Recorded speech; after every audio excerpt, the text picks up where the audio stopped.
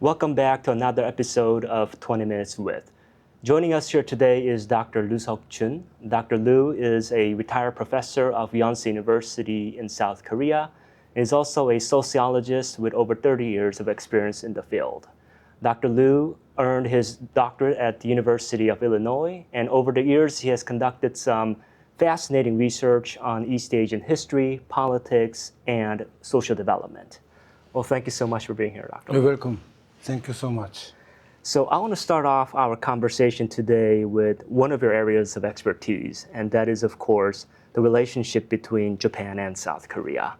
And this year, as you know, marks the 60th anniversary of the diplomatic normalization between Japan and South Korea. And I know 60 years is a pretty long time, but I do want to hear your assessment, your evaluation of the bilateral ties between Japan and South Korea and how it has evolved over the past 6 decades. Yes, it has been 60 years already after the normalization in 1965. From then till now, of course, there are so many ups and downs for the relationship. But when we started the relationship, which was President Park Chung-hee in power, at that time, people of South Korea were much worried about the normalization. President Park Chung-hee took her leadership to take the initiative to make it normalize, which was reconciling the colonial experience. And it has been quite successful, I evaluate, because out of the help from Japan in the level of, say, economic dimension, a lot of financial support, and then also a lot of technological support. With the help of Japan's side, Korean economy has been able to develop into a nowadays so-called world number 10 or number 7 ranking economy, as well as not only this economic dimension, but also in diplomatic or Northeast Asian regional politics. South Korea has been able to make a sovereign country which is able to defend himself, against North Korean potential attack, as well as the communist side bloc, which is including Russia and China. Korea was able to make it self-depending with the help from U.S. and then from the help from Japan. So, and then 60 years of Korean history after the normalization, I think in general you can say that it has been a successful line of development, although there are fluctuations. Yes. So in total, I would say the normalization was very helpful for Korea to become what we see these days. Okay. So I guess the more pressing question now is how the relationship would evolve from here onwards. And with the new president in South Korea, Lee Jae-myung, there's obviously a concern in Japan among the policymaking circle, also the public, that the relationship between Japan and South Korea might deteriorate again. As you know, President Lee Jae-myung in the past has often made very antagonistic and very strong comments against Japan.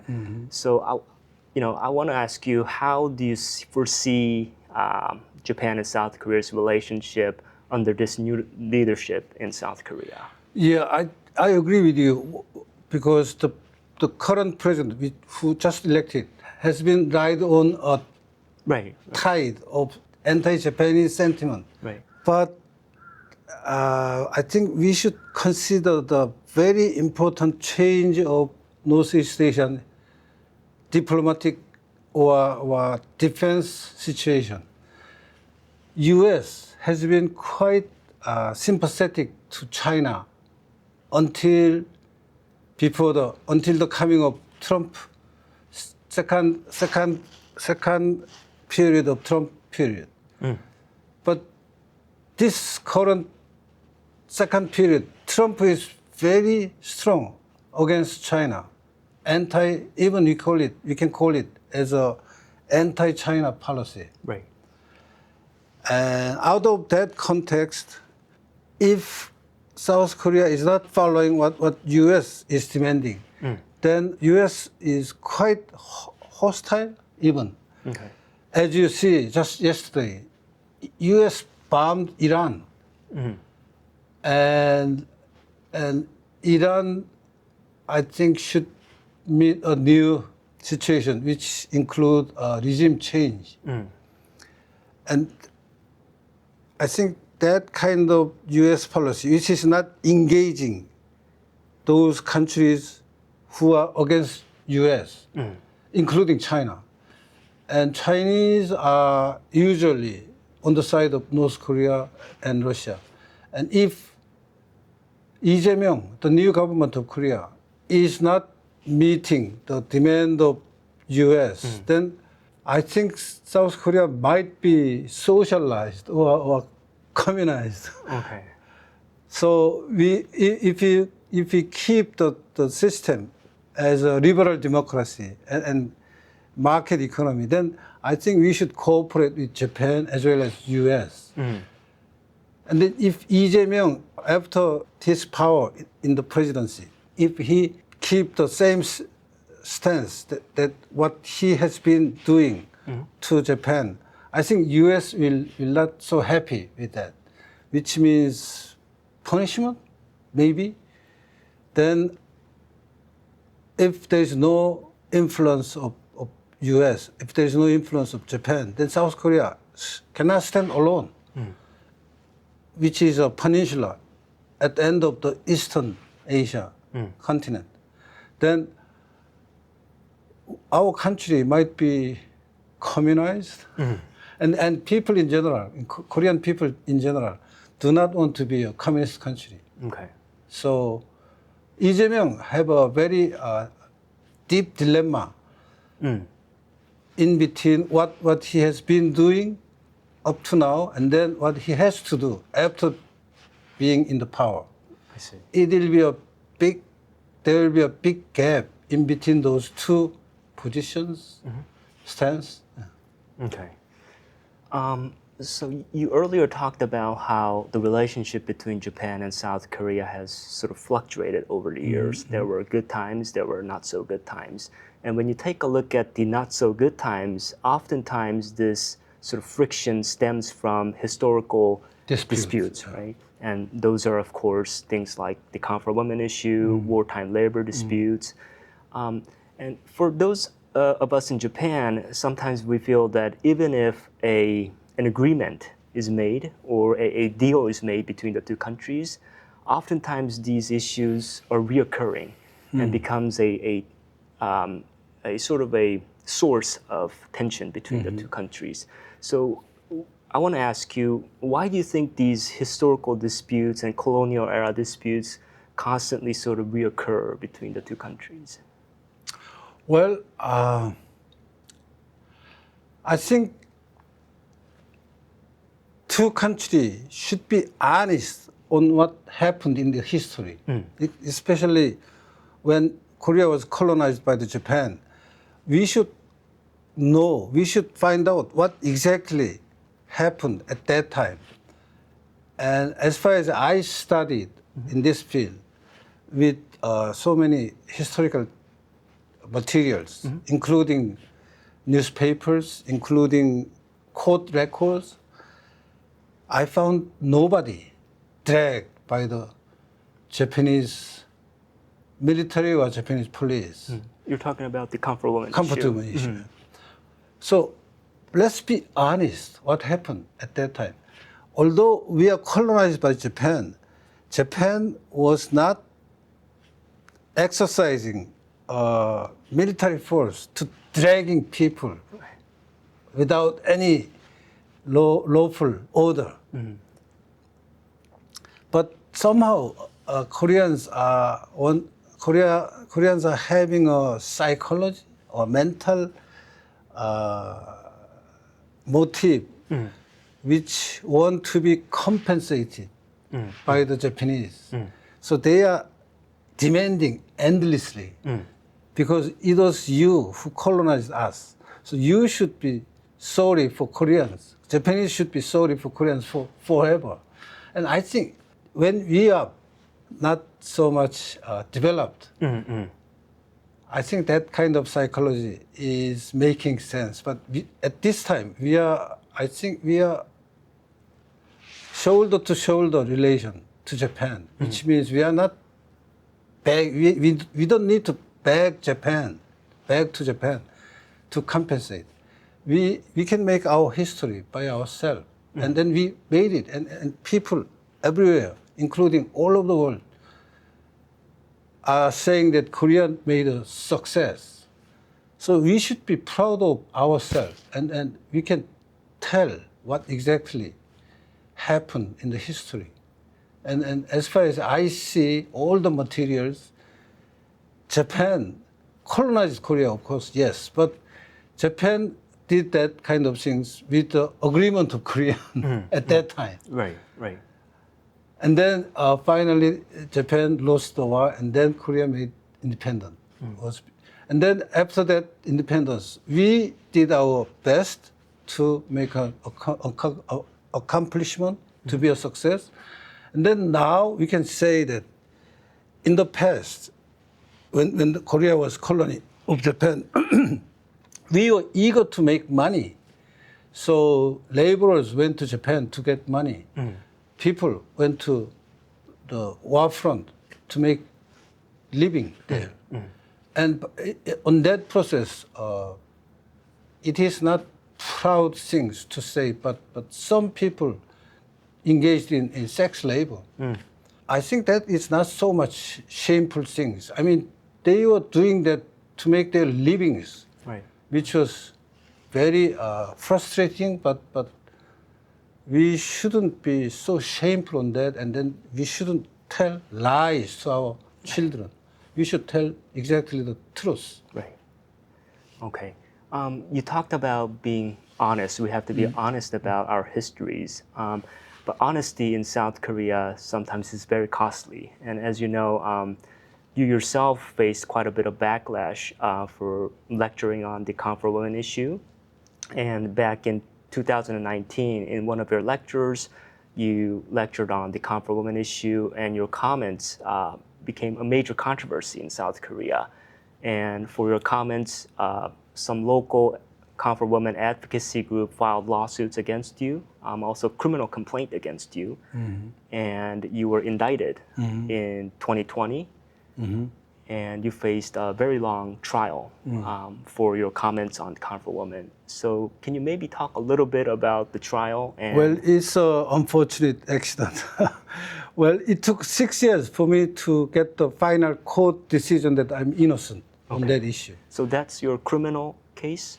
Yeah, I mean, the prosecution made an indictment on a defamation charge for the Japanese military comfort woman. Okay. And then the prosecution side was arguing that I was saying false truth, false. Right. You were spreading a... Well, I was telling to the students in the class, saying that nobody was dragged. Those grandpa now claiming as a comfort woman was sex laborers to make living out of that. And then the prosecution indicted me as a defamation of the comfort women. But I struggled against their charge and for 6 years, and now the Supreme Court find out that I'm innocent because the things I said has a academic background. So the position I took in the class should be protected by the principle of freedom of academy. It took 6 years. 6 years. Long years. Right. Long time. So your Supreme Court decision came out January of this year, is that correct? February of this year. February this year, and you were cleared of most of the important charges on the criminal trial. Yeah. Okay. So I'm happy now, but on the process of coming to this point, I experienced quite frustrating moments a lot. But eventually, the court decided my lecture in the class should be protected by the principle of freedom of academy. Right. Okay.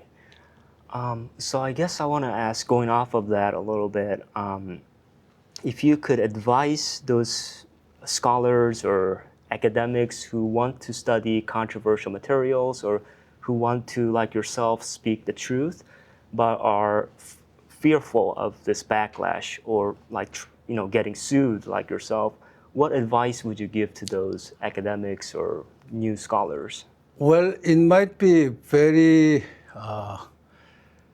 demanding, but you should be honest and you should be brave to tell to the people what you studied, what you learned from the material, historical materials. Say, for example, newspaper articles at that time doesn't tell any lie. It describes what happened at that time. For instance, if you see the court record, which was recorded at that time, saying what really happened at that time. So if you dig into that kind of material to the bottom, then you will see there is anybody was dragged by the military or police. I mean, it was the poverty which pushed those women to the prostitution or sex slave. And then that was unfortunate things, of course, but you should be honest, not to cheat people, so that young people nowadays in Korea are having antagonistic sentiment to Japan. I mean, it's not based on truth. Right. So, I mean, at that time, Japan colonized Korea, of course, yes. But making colony of Korea by Japan doesn't mean dragging people out of law. On the street, as you see anybody, you can just drag people from the street to the jail. It doesn't make any sense. It's not like that. Okay. So our 20 Minutes with series, we always ask our guest what question you would like to ask next guest. And the guest that came before you wanted to ask you if you could bring in one culture from your country, South Korea, and implement that to Japan, what would that be? Well, I don't know whether this is recommendable or not, but one distinct feature of Korean culture is 빨리빨리. 빨리빨리. You know what 빨리빨리 means? Fast. Yeah, making fast, things fast.